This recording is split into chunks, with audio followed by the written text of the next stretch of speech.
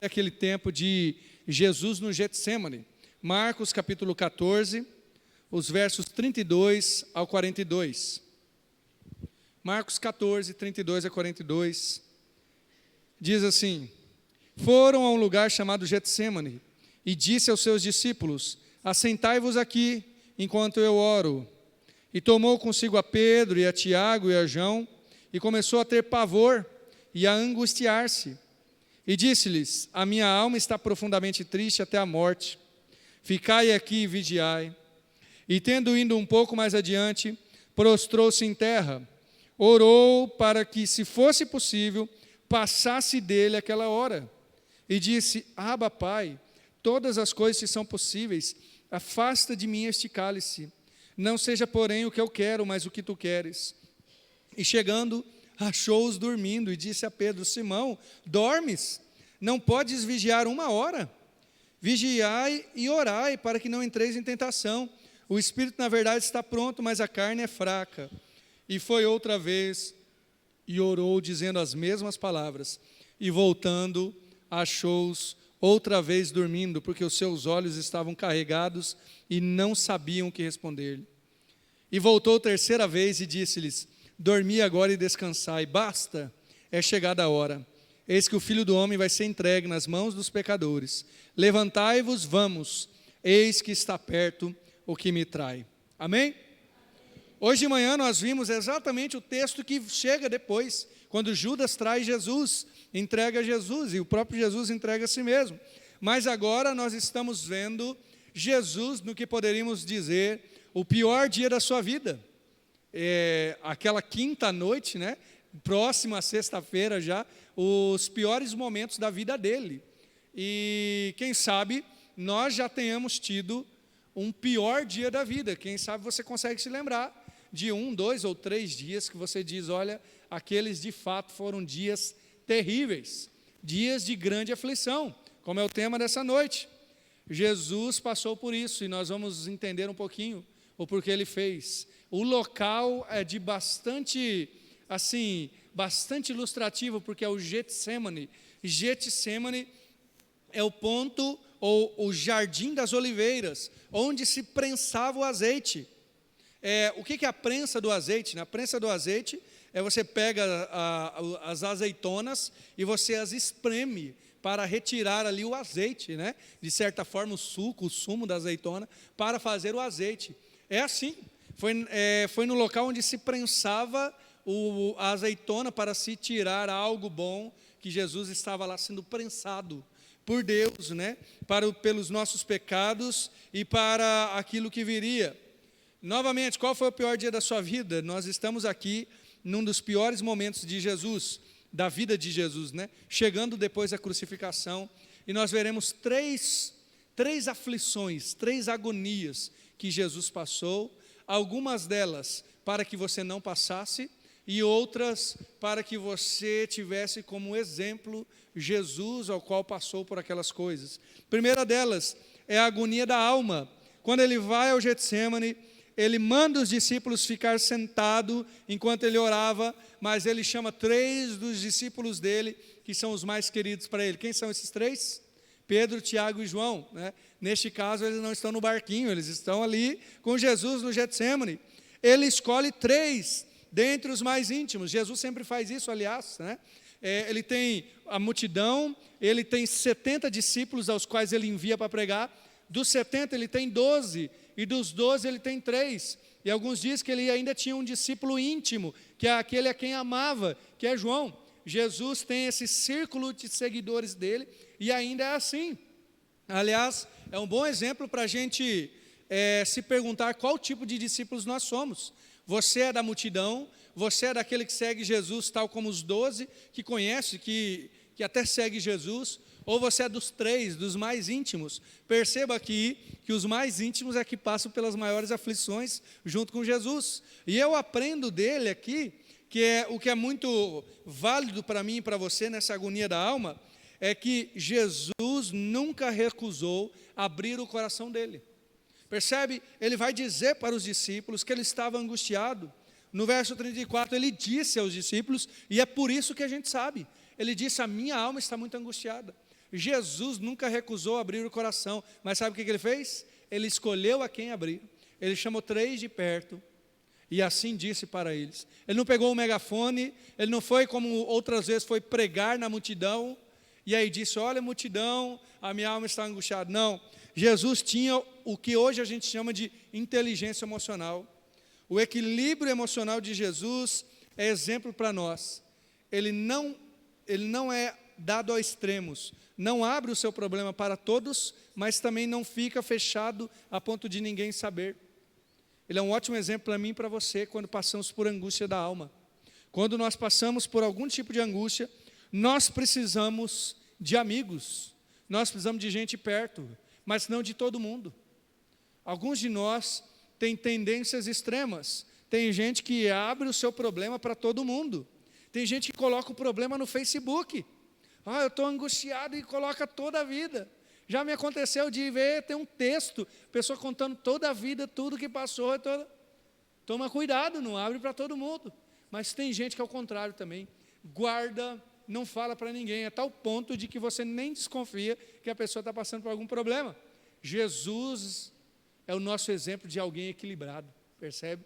De alguém saudável emocionalmente. Ele abre o seu problema para alguns poucos. E ainda esses poucos ainda eram 3 assim bem dorminhocos, pelo menos nesse momento, né? Mas ele abriu o seu coração. E nós percebemos aqui que neste momento, nesta agonia da alma, as emoções de Jesus vêm à tona. Olha, aqui é dito que ele tem pavor. Jesus teve pavor e se angustiou. Verso 33 fala, ele começou a ter pavor e se angustiou. É interessante que a palavra que ter pavor é a única vez que é usada essa expressão no Novo Testamento. Olha que coisa interessante. E quando se junta com angustiar-se, descreve uma pessoa carregada de emoções ruins. Não sei se Jesus aqui teve uma crise de ansiedade, mas talvez hoje seria descrito assim. Em um outro texto, quando descreve Jesus no Getsêmani, é dito que ele suou sangue. E alguns estudiosos começaram a perceber como que alguém normalmente, sem apanhar, né, sem levar chicotada, pode sair sangue do seu corpo. Há uma tensão que o ser humano chega quando é tão grande, tão incontrolável, que as suas veinhas, assim, as suas partes da pele, começam a se rachar ou se romper, tamanha é a tensão.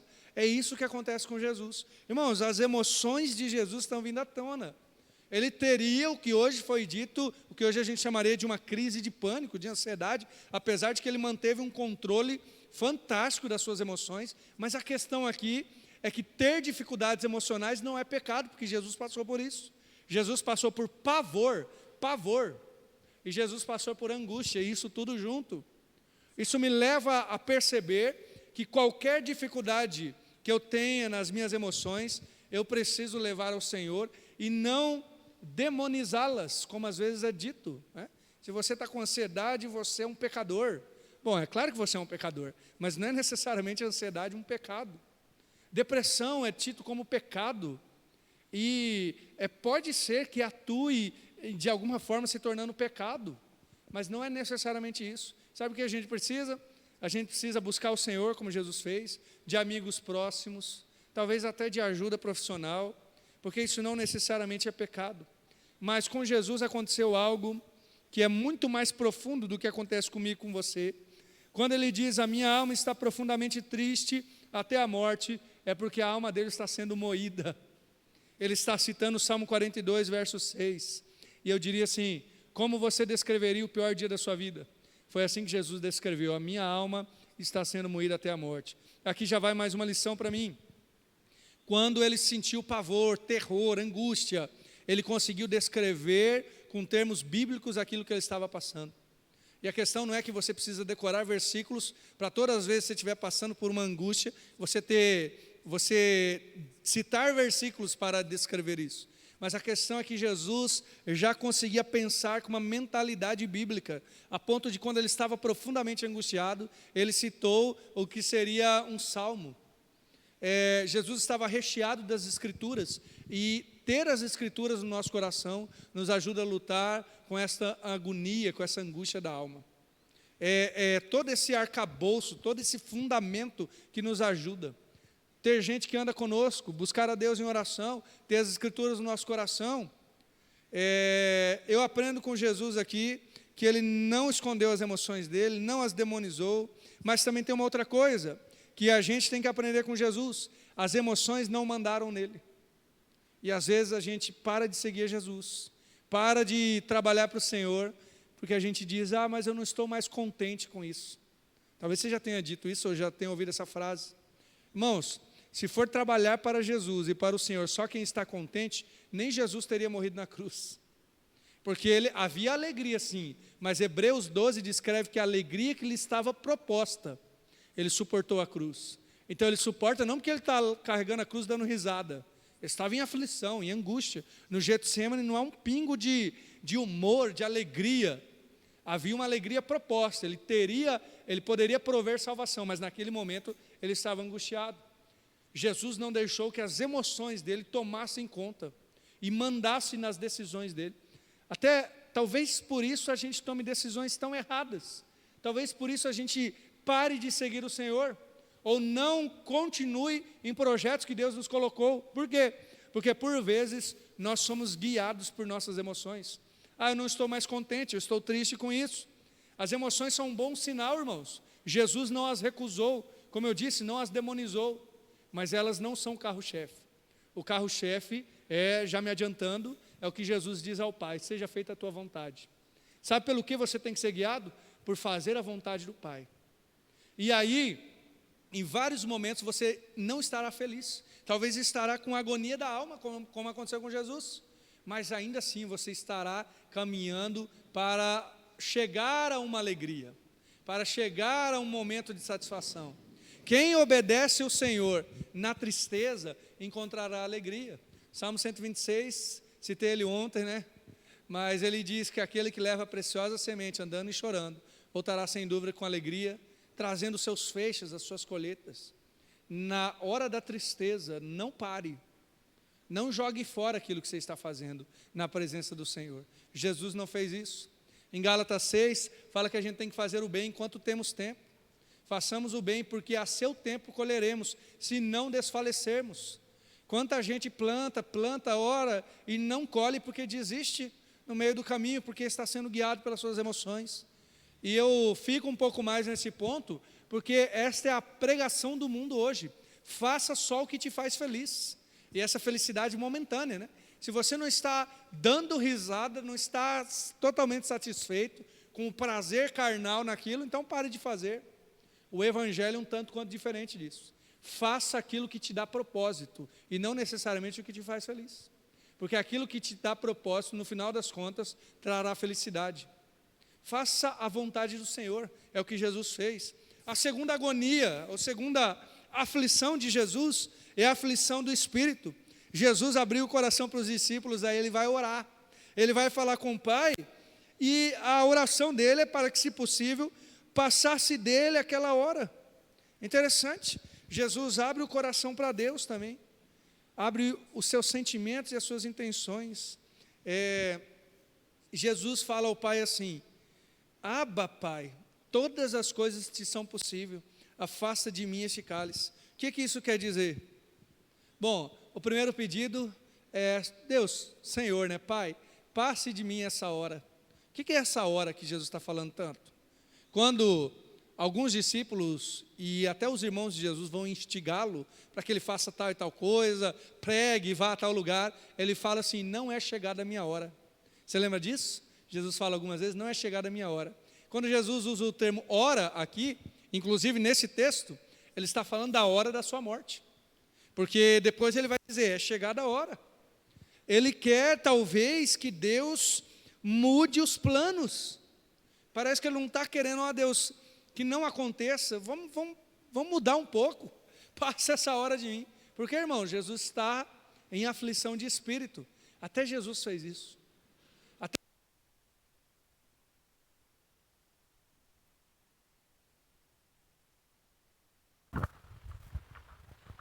Alô, som, isso aí. Continuando. Até Jesus orou a tal ponto de pedir para o Pai para a coisa ser mudada.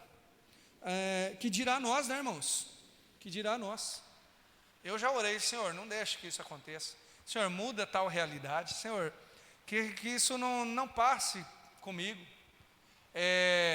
Eu citei aqui que eu vou fazer a minha consulta do coração, e eu tive algumas questões com Deus, já na adolescência, e eu percebo que era Deus tratando e trabalhando comigo em alguns pontos, porque quando eu tinha cerca de 14 anos, eu já tinha feito a primeira cirurgia. Para quem não sabe aí, ou quem não lembra, eu fiz 2 cirurgias do coração, a primeira foi com 4 anos, e a cirurgia em si, tem que fazer novamente a cada 10 anos, em média, então 4, 14, com 14 anos, eu ia sempre me consultar, a cada ano, a cada 6 meses, e cheguei lá, os médicos disseram, olha, você já vai ter que fazer uma nova cirurgia, quem sabe daqui 6 meses, no máximo daqui 1 ano, mas já está chegando a hora de você fazer a cirurgia. E sabe o que eu fiz? Eu corri, eu não voltei mais lá, falei para minha mãe que não quero mais ir, ela aceitou, achou que tudo bem. Eu, pela graça de Deus, nunca tive uma demonstração tão forte do meu problema no coração, não conseguia correr, não era um grande atleta, mas não estava com um problema respiratório como poderia estar, e eu fugi. Eu quase que disse, Senhor, passa de mim essa hora, né? Não deixa eu passar por isso. Mas irmãos, o quanto eu orei para Deus me curar, quanto eu orei, Senhor, me cura, não deixa eu passar por essa cirurgia não, que, Senhor, o Senhor é bom. Eu me lembro que naquela época, eu cria muito no que é chamado de confissão positiva, que é aquela ideia de que no nome de Jesus tudo vai acontecer. Irmãos, e o quanto foi angustiante para mim, né? Falar, em nome de Jesus eu estou curado, passei tantos meses falando isso, anos, e esta cura física não veio deste modo, né? Eu não creio mais na confissão positiva, que é um tipo de teologia que diz que o que você determinar para Deus, Deus tem que fazer. Isso eu não creio mais, né? Eu tenho que falar, faça a tua vontade. Demorou para aprender.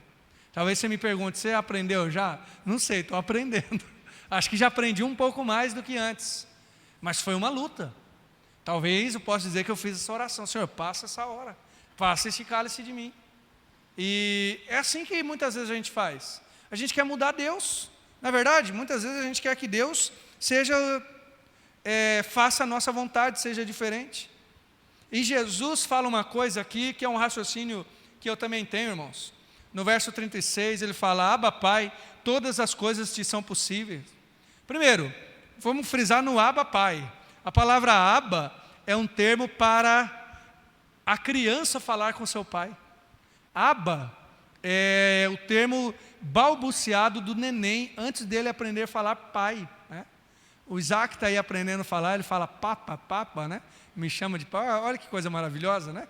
No aramaico, quando se fala Abba, é o sinal de um nenenzinho chamando o seu pai, né? Jesus está falando assim, não que Jesus é uma criança, que ele é infantil, que é uma oração infantil, não. Jesus está falando na profunda intimidade com o seu pai. Alguns traduzem como paizinho, né? Não no sentido de tratar mal ao Senhor com irreverência, mas de intimidade, meu querido pai.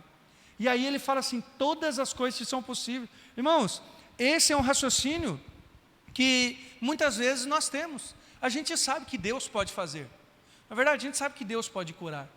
Quantas vezes, olhando para algumas aflições, eu penso, Deus pode me curar, Deus poderia ter curado fulano, Deus poderia ter feito com que aquela coisa não tivesse acontecido, porque Ele é soberano, irmãos. Mas olha o que Jesus diz, todas as coisas te são possíveis, afasta de mim esse cálice, não seja porém o que eu quero, mas o que tu queres. Muitas vezes nós ficamos só na primeira parte. Senhor, todas as coisas te são possíveis. É verdade. A gente sabe que se Deus quisesse, Ele curava você e eu na hora. É verdade, Deus poderia agora, nesse momento, colocar aí 100 mil na sua conta no banco. Ele pode, mas a gente tem que aprender a fazer a oração inteira. Todas as coisas são possíveis, mas que seja feita a tua vontade. Foi assim que Jesus orou. Orar só até a metade não dá certo, irmãos. Nós temos que aprender a oração inteira de Jesus. Por quê? A oração de Jesus declara a soberania de Deus. Eu sei que Deus pode, mas declara também rendição. Não pense que Deus tem que fazer aquilo que eu e você queremos. Ele não fez isso nem pelo Filho dele, Jesus. Deus faz, sabe o que, irmãos? Deus faz o que é melhor para nós. O Timothy Keller, um autor que eu gosto muito, um pastor, ele diz que se nós conhecêssemos tudo que Deus conhece, nós iríamos pedir exatamente aquilo que Ele fará para nós. Porque às vezes nós debatemos com Deus porque não sabemos aquilo que Ele queria. E eu dei aqui o meu exemplo do coração, de quanto eu orei para que Deus afastasse de mim esse cálice, vamos dizer assim. Mas hoje eu vejo que todo esse processo Deus usou para que eu me aproximasse dEle. Se você me perguntasse, olha, você quer ser curado agora? Mas sem dúvida, pode me curar, Senhor. Olha, ficamos aí felizes. Mas, que bom que já passei por tudo isso. Não quero passar de novo não, viu, irmãos? Mas eu vejo que nesses anos, todo esse processo foi para me aproximar do Senhor. Se eu soubesse tudo que Deus faria, eu iria dizer, Senhor, pode fazer. Mas é claro que a gente não sabe. Então a gente tem que aprender a orar como Jesus. Afaste de mim esse cálice, mas seja feita, porém, a tua vontade, não o que eu quero. Parece que Jesus, quando ora isso, e a outra coisa que a gente tem que se perguntar, ele queria fugir da morte. Por que Jesus está falando para passar esse cálice dele? Apesar de aceitar, alguns que não creem em Deus, começam a dizer, olha, mas ele não teve nem a grandeza de aceitar a morte. Quando você lê sobre personagens históricos, personagens reais mesmo, gente que não era cristão, enfim, de outros povos, aceitaram a morte com grande naturalidade. Tem um que é muito comparado a Jesus, que é o Sócrates. Já ouviu falar do Sócrates? Um filósofo, morreu, se não me engano, no ano 399 a.C., lá na Grécia. E ele foi sentenciado à morte pelo povo dele, mais ou menos assim como Jesus, porque ele foi acusado de fazer sedição, de instigar os jovens contra o governo, algo próximo à acusação de Jesus. Mas quando Sócrates foi condenado à morte, na Grécia a morte era beber um copo de veneno. Sabe o que ele fez? Ele bebeu. Os discípulos dele ali, os alunos dele, começaram a chorar. Ele disse para os alunos, não chorem, eu tenho que aceitar a minha morte. Bebeu o copo de veneno e morreu. Era assim a morte lá na época na Grécia, né? Aí você olha e fala assim, tá, mas se Sócrates, que não é um cristão, que não servia a Deus, aceitou a morte dele, por que Jesus está, apesar de aceitar, estar orando, passa de mim esse cálice, não seja como eu quero, mas como, ou primeiro, né, passa essa hora de mim e afasta de mim esse cálice. Por que Jesus está orando assim, irmãos? Será que Jesus teve um medo que nem os incrédulos não tiveram? A resposta é mais profunda. O que todos os outros homens passaram, inclusive servos de Deus. Tem uma outra história ainda, só para exemplificar, de um camarada chamado Policarpo. Policarpo vem depois do Novo Testamento ser escrito. Ele é discípulo de João, mas ele não está mais no Novo Testamento, alguns anos depois. Policarpo já tinha mais de 100 anos, foi sentenciado à morte. E a morte na fogueira. Pensa numa morte, né? E aí falaram para ele assim, é só você negar Jesus. Só você negar Jesus, que você não morre queimado. Penso eu que é uma morte bastante difícil. E ele diz assim, por mais de 80 anos eu tenho servido a Jesus e nunca o neguei, não é agora que eu vou negar. Eu achei muito corajoso o camarada, eu não vou negar agora não. E foi até a fogueira e aceitou a morte dele. Aí esse Sócrates que não é cristão, Policarpo que é apenas um servo de Jesus aceita a morte, por que Jesus não aceita? Ou por que Jesus pede para afastar esse cálice? Sabe por quê, irmãos? Porque o que Jesus passou, ninguém mais passou. Sabe o que Jesus passou? Não foi uma morte física apenas, apesar de ter sido. Foi carregar os nossos pecados na cruz. Isso nenhum ser humano na face da terra passou. Jesus, a sua obediência lhe trouxe a morte. Ao obedecer o Pai, foi colocado sobre os ombros dele, sobre o espírito dele, todos os nossos pecados. O castigo que nos traz a paz estava sobre ele. Ele morreu em nosso lugar. É isso que torna o sacrifício de Jesus tão pesado. Não é apenas a morte, que outros aceitaram tranquilamente. E eu creio que se fosse esse o fato, Jesus tinha a grandeza natural de fazer isso. Mas é o carregar o seu e o meu pecado. Por isso o cálice se tornou algo tão cruel, tão pesado, a ponto dele estar nessa agonia de espírito, a ponto de suar sangue e tantas coisas que aconteceram aqui. Este é o cálice, levar o pecado do mundo nas costas. Jesus estava naquele sofrimento por causa do que eu e você fizemos, né? Mas a oração dele ainda continua nessa agonia de espírito. Não seja o que eu quero, mas o que tu queres. Não seja o que eu quero, mas do que tu queres.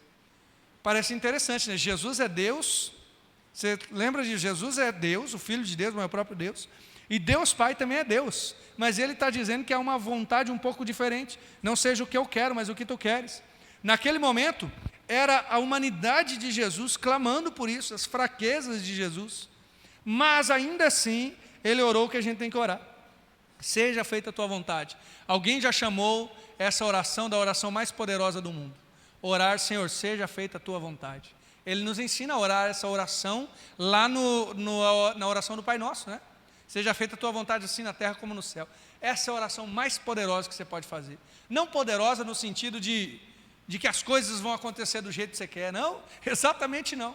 Mas é a oração que vai mudando o nosso coração, que é um coração deformado, para ser transformado conforme o caráter de Cristo. Orar, seja feita a tua vontade. Lembre-se de orar isso, quando você estiver num momento difícil. E ao orar isso, eu creio que Deus vai trabalhando em nós, para que a gente consiga aceitar a vontade dEle. Não é para a gente ser passivo e um coitadinho nessa vida, não. É para a gente ter aquela força que só pode vir do Espírito Santo. Dizer, Senhor, eu estou passando por isso, mas que seja feita a vontade do Senhor. Não é ser um coitadinho, é ter essa grandeza de conseguir passar pelo que a gente for passar, entendendo que Deus está trabalhando conosco. É difícil, irmãos? É quase impossível, né? Mas Jesus passou e nós com o Espírito Santo podemos passar. E agora nós vemos a terceira agonia. A primeira da alma, a segunda do Espírito, e agora a agonia do homem Jesus, a agonia da carne, vamos dizer assim. Como o homem, ele procurou os amigos dele para passarem um tempo. Amigos que talvez servissem de testemunha. E Lucas, aqui nós lemos Marcos, mas Lucas 22:41 diz que Jesus os deixou a um tiro de pedra, vamos dizer assim, de distância, que dava cerca de 20 a 30 metros. Talvez Jesus deixou eles aqui e foi orar ali na porta. Então, é próximo, mas nem tanto, dá para ele chorar lá e ninguém ouvir. Mas ele vai, quando ele volta, os amigos dele estão dormindo, né? Que coisa, 3 vezes ele não encontra os seus companheiros, porque eles estavam cansados, eles estavam dormindo. E aí ele encontra Pedro, Tiago e João, e Pedro tinha acabado de dizer, você lembra muito bem disso? Senhor, se possível, se for necessário, a gente morre pelo Senhor. Morre, mas não consegue nem ficar acordado. Essa é a questão, né? Pedro, que disse que morreria por Jesus, não conseguiu nem ficar acordado com ele. Agora, eu olho para Jesus e percebo uma coisa muito graciosa. Apesar de estar sendo abandonado, e as coisas vão numa crescente, ele vai sendo abandonado pelos seus companheiros, eles não conseguem nem orar com ele, nem vigiar em oração. Depois eles vão ser dispersos, não estarão com ele. E na cruz, ainda o próprio Pai vai não olhar para Jesus, né? Vai abandoná-lo, como o próprio Jesus ora. Isso nós não precisaremos passar. Mas a pergunta que eu faço é: você desistiria da sua fé se tivesse que andar sozinho? Se você tivesse que andar sozinho, você desistiria? Alguns desistem. Aliás, se torna um peso muito grande, quando nós não conseguimos mais seguir a Jesus com alguns que andavam conosco. É triste isso, quando você anda anos com alguém e aquela pessoa se desvia. Às vezes muda de cidade, na melhor das hipóteses, mas alguns deixam a fé e outros desanimam por causa disso. É difícil seguir Jesus quando você é o único na sua casa que segue Jesus. Mas se você passa por algum tipo de aflição deste modo, olhe para Jesus ali. Ele não tinha ninguém que estava lutando e batalhando junto com ele. Mas ele se tornou o nosso exemplo de firmeza, mesmo sem nenhum companheiro. Eu acho que pelo menos um ou outro você vai ter. Olha quantos irmãos nós temos aqui para nos ajudar, para caminhar conosco. Mas às vezes nos falta aquele que nós amamos, aquele que está na nossa casa, ou aquele que caminhou com a gente muito tempo. Mas ainda assim, continue firme, porque Jesus continuou. E a solidão, agora vai mais profundo ainda, a solidão de Jesus gerou cuidado com os seus discípulos. Porque ele olha para eles e diz: vigiai e orai para que vocês não entrem em tentação. Ah, se eles soubessem o que estava vindo para eles, eu acho que eles vigiariam e orariam um pouco mais. Porque estava vindo o tempo em que eles iriam negar a Jesus, em que eles iriam fugir, abandonar Jesus. Se eles soubessem, talvez eles tinham ficado orando ali. A oração não seria para eles não serem tentados, mas seria para que eles não caíssem na tentação, não caíssem no que seria aquele ambiente de apostasia, de mentira. Eu penso, irmãos, que a gente tem que continuar orando assim, como Jesus falou para os discípulos dele: continue orando para que vocês não entrem em tentação. O espírito, na verdade, está pronto, mas a carne é fraca. Tem um texto em 1 Coríntios que diz: aquele que está em pé, olhe para que não caia. A gente precisa entender que em nenhum momento da nossa vida nós seremos tão espirituais a ponto de não precisar mais orar. Em nenhum momento da nossa vida a gente vai estar tão próximo de Jesus. Pensa nesses discípulos, eles eram os 3 mais achegados. O Messias está aqui, chamou eu, justo eu vou dormir, porque eu devo ser muito mais santo que os outros. Cuidado, vigie, porque a oração nos coloca sob a perspectiva de Deus. Se eles conseguissem enxergar o que Jesus estava enxergando que viria, eles estariam orando. Talvez estariam clamando, gritando, chorando, rasgando as vestes, como nós vemos muitas vezes no Antigo Testamento, mas eles não conseguiam enxergar isso. Vigie, você nunca estará tão santificado a ponto de baixar a sua guarda para o pecado, a ponto de não continuar buscando a Deus. Eu percebo aqui que Jesus está chamando os discípulos para serem guiados pelo Espírito. O Espírito está pronto, mas a carne é fraca.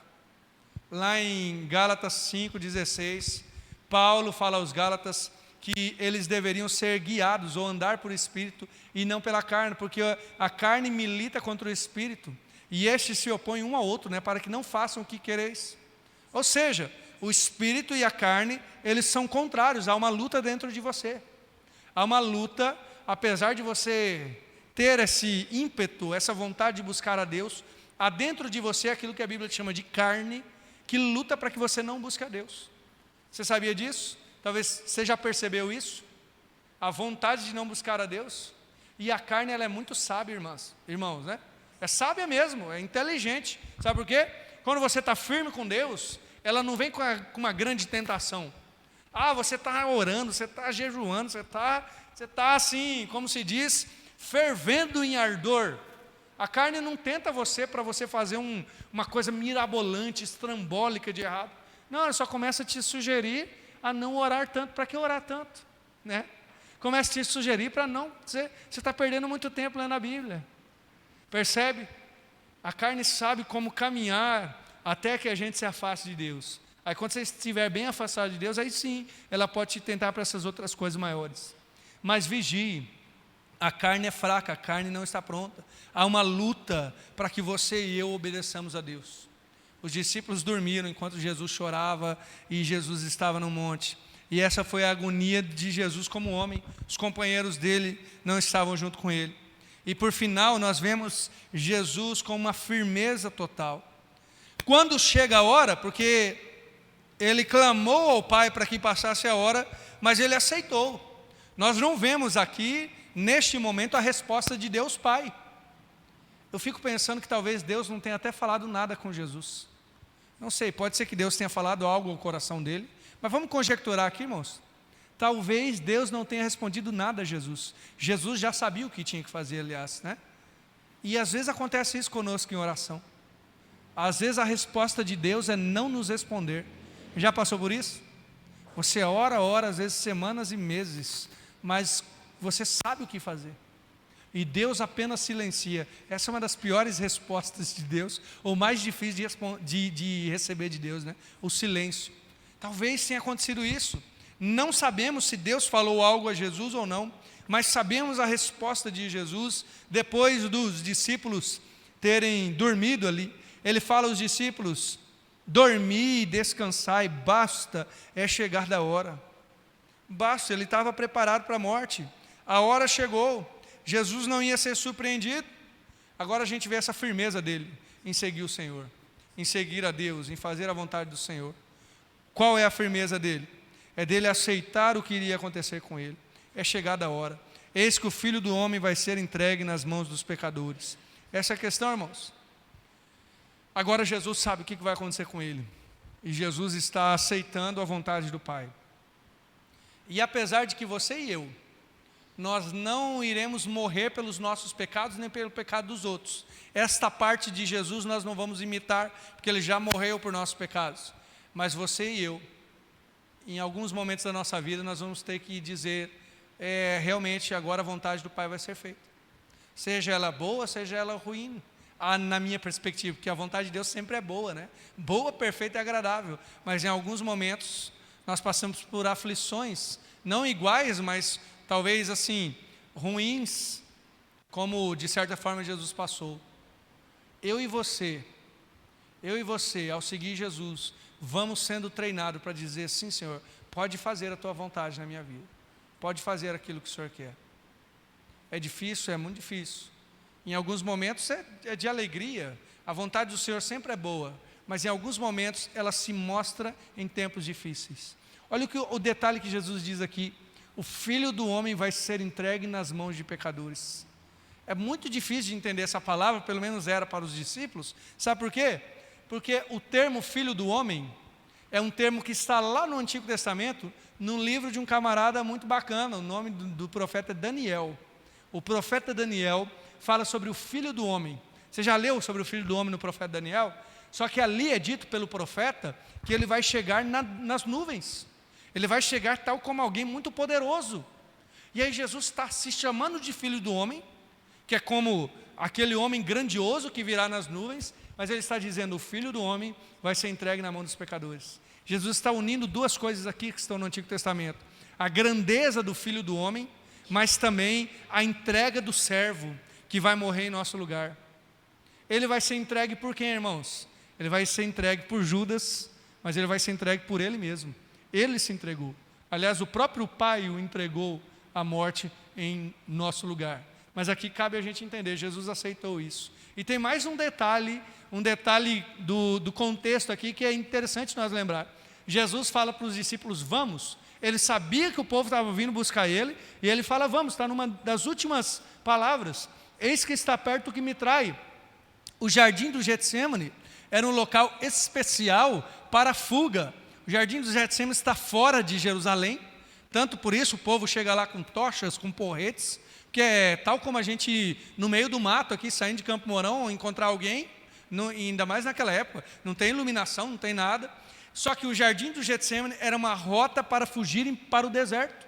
Muita gente que fazia crime, que cometia coisas erradas em Jerusalém, fugia pelo jardim do Getsêmani, porque era tal como um labirinto. Pensa naquelas florestas que você assiste em filme, algo próximo a isso, um labirinto para que a pessoa não fosse encontrada. Mas o que Jesus faz?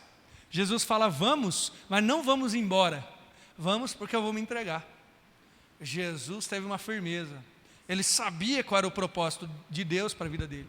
Agora, irmãos, a questão aqui não é dizer seja feita a sua vontade para o Senhor em toda e qualquer coisa, mas naquilo que é o propósito de Deus para nós. Naquilo que você sabe que Deus está trabalhando em você, aprenda a orar assim: Senhor, seja feita a tua vontade. A firmeza de Jesus nos trouxe salvação. É claro que não tem como imaginar Jesus desistindo da cruz, mas vamos pensar aqui, se neste momento tão crucial, de grande aflição, ele tivesse desistido, nós estaríamos perdidos, eternamente condenados ao inferno. Mas pela firmeza dele nós somos salvos. E agora eu e você somos convidados a dizer também: vamos lá e vamos seguir o Senhor, vamos fazer a vontade do Senhor. Eu e você, aliás, viemos numa fila, numa esteira de muitos servos de Deus que fizeram a vontade do Pai. Entre alguns deles, nós temos nas próprias Escrituras o primeiro mártir da fé cristã. Quem é? Depois de Jesus, obviamente, Estevão. Lembra de Estevão, o diácono? Ele é morto, apedrejado, porque pregou, porque fez a vontade do Pai. Nós temos Paulo, que morre também, e lá em 2 Timóteo 4, ele diz: é chegada a minha hora, eu já estou sendo oferecido por sacrifício de aspersão. Combati o bom combate, acabei a carreira, guardei a fé. Paulo também está dizendo: eu vou ser morto. Percebe? Servos de Deus estão caminhando com o Senhor, aceitando a sua morte e a sua dor. Nós temos Policarpo, do qual eu falei aqui também, que aceitou a sua morte, porque era um seguidor de Jesus. E quantos outros, irmãos? A fé cristã, aliás, foi tão perseguida que um servo do Senhor disse que ele é uma semente que foi regada com o sangue dos mártires. Tal como assim a pregação foi pregada e o sangue de quem pregou é como se estivesse regando. É claro que é apenas uma metáfora, mas nós seguimos aquele que nos chama para dar a vida por ele. Eu acredito que provavelmente, muito possivelmente, você não chegará nesse ponto de ter que dar a sua vida em perseguição pelo Evangelho. Pode ser que isso aconteça, mas Vamos pensar em algo mais prático para nós hoje. Quando nós dizemos, seja feita a tua vontade, a gente tem que aprender a dizer isso nas coisas pequenas. Porque não é só nas coisas grandes, não é só se alguém vier nos matar. Claro que a gente tem que continuar servo de Jesus. Mas nas coisas pequenas eu acho que é até mais difícil aplicar isso na nossa vida. Quando a gente é provado, quando a gente é tentado, quando a gente precisa escolher entre o que a gente sabe que é da vontade de Deus e o que não é.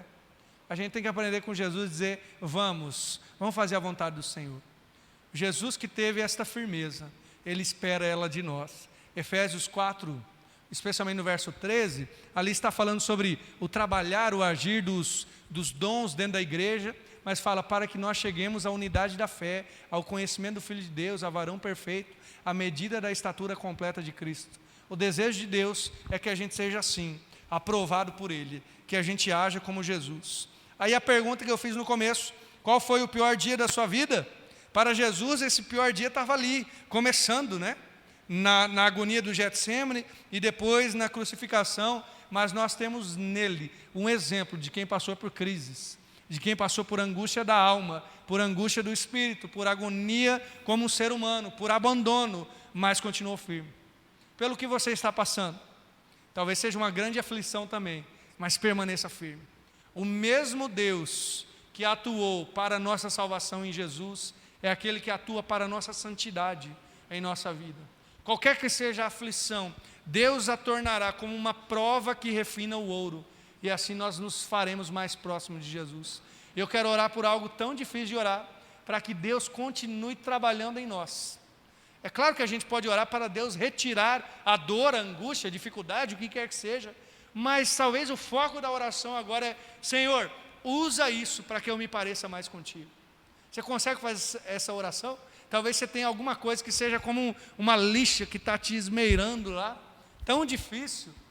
Mas vamos orar para que aquilo lá nos faça nos tornar mais parecido com Jesus, a ponto de aguentar e dizer, Senhor, seja feita a tua vontade. Vamos orar? Obrigado, Deus, por esse tempo. Te agradecemos por tudo que o Senhor tem feito em nossas vidas. E queremos pedir, ó Pai, que o Senhor seja exaltado sobre nós. Realmente que a gente diminua e o Senhor cresça. E agora, Senhor, olhando para o texto do que aconteceu com Jesus, é realmente difícil imaginar como ele pôde passar por isso. É claro que era Deus, mas ali totalmente na sua condição humana, em uma agonia tão profunda, que chegou a orar para que o cálice se passasse dele. Nós sabemos que ele estava ali, carregando os nossos pecados, ele estava ali sendo condenado, para uma condenação que nós não precisamos mais ter. Ele estava ali em substituição a nós, e este sacrifício não precisamos mais fazer, Senhor, mas nos ajuda primeiramente a olhar para Jesus em salvação, ou seja, nos convertermos, entregarmos a nossa vida ao Senhor, e reconhecermos que aquele sacrifício é suficiente para nos salvar, mas também nos ajuda a olhar para Jesus como nosso modelo, como alguém a quem queremos seguir, como nosso ideal, como aquele que amamos tanto que queremos ser mais parecido, que possamos aprender em alguns momentos de dizer, Senhor, queremos sim que passe esse cálice, mas que seja feita a tua vontade. Deus, e nós temos tantas situações, das quais poderíamos, e talvez até oramos, não com essas palavras, mas chegamos a dizer, Senhor, passa esse cálice, Senhor, muda isso, e Deus, nós ainda queremos que a mudança aconteça. É verdade, não queremos aqui simplesmente dizer, Deus, tudo bem, mande mais coisas ruins. Não, Senhor. Mas apesar disso tudo, desse nosso coração débil e fraco, queremos orar, seja feita a tua vontade. Senhor, que o Senhor use essas aflições que vêm sobre nós, como instrumento do Senhor, para que a gente seja esmeirado, para que a gente seja provado e aprovado, para que o nosso caráter seja refinado e a gente possa nos apresentar diante do Senhor com a alegria de dizer sim, fomos fiéis, independente da aflição, independente da situação. Eu não sei, Deus, o cálice que terei que passar em outras fases, em outros momentos da vida, e nenhum de nós aqui sabe o que nos reserva, mas nós queremos sim chegar a dizer em todo o tempo, seja feita a tua vontade. Em todo o tempo olhar para o Senhor como aquele que é mais sábio e mais poderoso do que nós. Oramos sim por cura, oramos sim por restauração, oramos sim para que a aflição seja retirada, mas acima disso, oramos para que essa aflição toda se torne para nós um peso eterno de glória, muito excelente no Senhor. Em nome de Jesus. Amém. Amém. Convido o Ministério de Louvor a vir à frente. Continue aí em espírito de oração, de adoração.